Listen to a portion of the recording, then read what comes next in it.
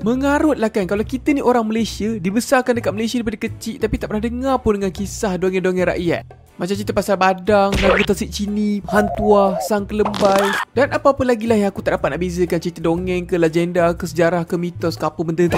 Tapi dalam cerita ni aku nak cerita sikit pasal kisah dongeng-dongeng ni, dan aku nak bagi sikit pendapat aku macam apa yang aku boleh buat kalau aku kat tempat dia orang, ataupun aku boleh kritik pasal cerita dia orang. Tapi tak adalah nak kritik lebih-lebih pun, ni cuma pendapat peribadi aku. Janganlah trigger-trigger tau semua yang tengok ni. Semua cerita salah. Karakter legenda Melayu first yang aku nak cerita adalah Badang. Jangan confuse dengan Badang yang ni, bukan Badang ni dia seorang pemuda miskin yang kerja biasa-biasa. Kerja hakiki dia adalah pergi tangkap ikan. Dia selalu kena pandang rendah dengan orang kampung sebab dia ni tak kuat. Aku pelik sikit tau, asal kau nak pandang rendah dekat orang tu sebab orang tu lemah. Dia lemah dia kacau korang ke? Tak kan?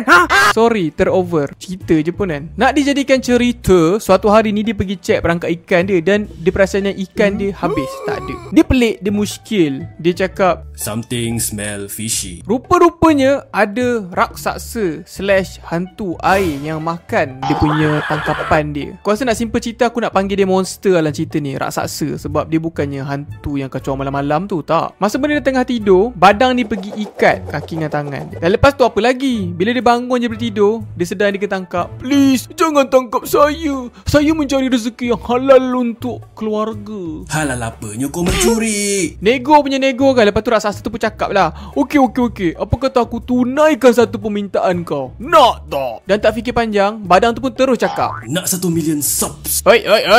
Ini karakter please. Okey. Aku nak jadi kuat. Dan raksasa tu cakap, boleh, tak ada masalah. Cuma awak kena makan muntah saya.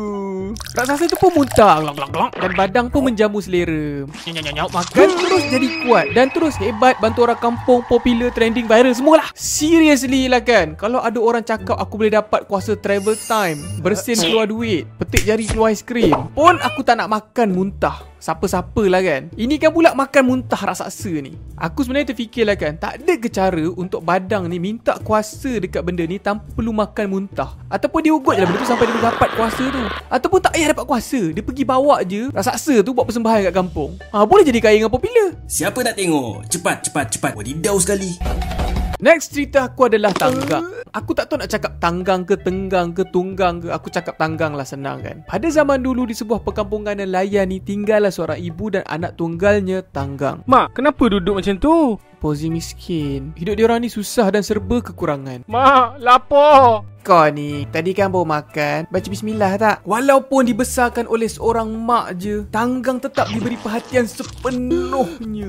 Dia tekad one day dia nak berlayar dan mencari kekayaan dan ubah hidup dia dengan mak dia. Bila dia dah besar, Tanggang ni pun keluarlah join satu kapal dagang ni. Mak dia ni mula-mula tak berapa rela sangat, tapi sanggupkanlah juga untuk kejayaan anak dia. Masa Tanggang dekat atas kapal ni, dia bukan kaleng-kaleng tau. Dia ni bijak, hebat, disegani ramai. Pendek kata, 10/10 lah. Dan dia ni pun dapat naik pangkat, kaya, kahwin dengan anak orang T20 dan hidup dalam kesenangan. Walaupun sudah bertahun lamanya Tanggang ni berlayar, mak dia setiap hari setia menunggu dia balik. Suatu hari ni, masa mak dia tengah mengopi dekat rumah, tiba-tiba, "Makcik, ada kapal besar datang." Anak aku. Mak dia pun terus berlari sampai tak cukup pandang. Dengan keselamatan yang over, mak dia pun sambutlah kepulangan anak kesayangan dia ni. Anak aku tu. Nikah tak invite pun. Mak Tanggang dia pun berialah nak reconnect balik dengan anak dia ni. Tapi anak dia, Darling, siapa makcik yang excited benar tu? Itu fans, follower, subscriber Abi kot. Dia selalu bagi gift kat live. masa tu Tanggang malu nak mengaku yang tu adalah mak dia. Mak Tanggang sangat-sangat hampa sebab dia rindu dekat anak dia. Dia teringat kat anak dia. Lepas tu kena layan macam tu, sampai hati kau Tanggang. Mak penat-penat excited tengok kau. Kau tahu tak? Penat. Setiap hari tunggu kau kat sini. Kau dah balik buat je. Dah lah, aku nak sumpah. Okay, first aku ada pendapat sikit lah pasal kisah ni. Kadang-kadang korang pernah tak bawa family korang pergi event, dan entah macam mana, kadang-kadang family kau tu buat kau rasa macam malu? Orang lain semua kalah tu. Tapi tak adalah sampai kita tak mengaku dia keluarga kita kan. Ayah siapa ni? Dan lagi pelik dalam situasi Tanggang ni kan, kenapa dia nak malu yang tu mak dia? Cuba kalau dia mengaku tu mak dia, kan semua orang akan lagi bangga dengan dia. Kenakan ni mak saya. Kita orang ni orang miskin je. Humble-nya anak mak. Satu lagi lah kan, kenapa mak dia boleh marah sampai nak sumpah sumpah anak dia. Aku tak tahu lah apa situasi yang Tanggang buat masa tu yang boleh buat mak dia tu marah sangat. Syuh. Dan boleh jadi dia disumpah. Ya Allah, kenapalah anak aku ni hatinya keras seperti batu. Kena sumpah jadi batu? Dan semestinya lah cerita-cerita zaman dulu ni bertemakan pengajaran. Cerita Badang adalah berkaitan dengan jangan pandang rendah dekat seseorang sebab everybody can be somebody. Masa dekat sekolah lu dia lah paling tercorot. Tiba-tiba dah habis sekolah dia pula yang paling sukses. Dan moral dalam cerita Tanggang ni pula, tak kisahlah kau berjaya setinggi mana pun dalam hidup kau ni, kau jangan lupa asal usul kau. Dan itulah benda yang paling diorang nak ketengahkan dalam cerita-cerita zaman dulu ni. Tapi aku still tak boleh terima kenapa kau kena makan muntah ataupun kenapa mak kau sumpah kau jadi batu. Kenapa tak kena sumpah dia emas ke, belian ke, TV 4K ke. Dan sampai situ sajalah cerita-cerita kali ni berkenaan dengan kisah-kisah zaman dulu. Semoga dia memberi korang suatu nilai-nilai yang bagus. Okay, bye-bye. First kali aku nak ucap terima kasih lah dekat Wan dan Mijaz sebab bagi aku guna karakter diorang dan juga suara diorang sikit. Cerita ni tak ada kena-mengena pun dengan diorang ya. Ni cuma cerita dongeng yang aku hidupkan kembali menggunakan karakter-karakter diorang. Diorang tak makan muntah ataupun jadi batu. Mungkin buat kerja sampai termuntah adalah kot. Satu lagi kenapa cerita dongeng tiba-tiba ni kan? Sebab boleh.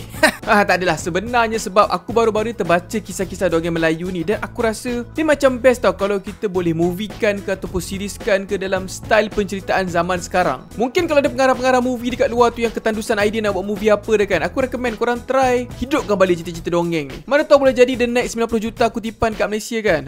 Jangan lupalah kredit aku ataupun carilah Sumi untuk masukkan cerita tu sekali nanti. Dan sebulan ni aku tak live game, tak live menjual, tak live melukis semua tau. Aku nak rest sebab aku penat tu, tenaga sosial aku dah habis semua dekat 3 hari event tu. Tak adalah, aku macam nak rest sikit lah. Dan bulan 7 ni kalau energi aku dah kembali balik, aku mungkin akan start live sikit-sikit. Apa-apa pun tu je. Recommend lah apa-apa cerita ataupun story yang korang nak aku buat kat bawah. Dan bye. Assalamualaikum.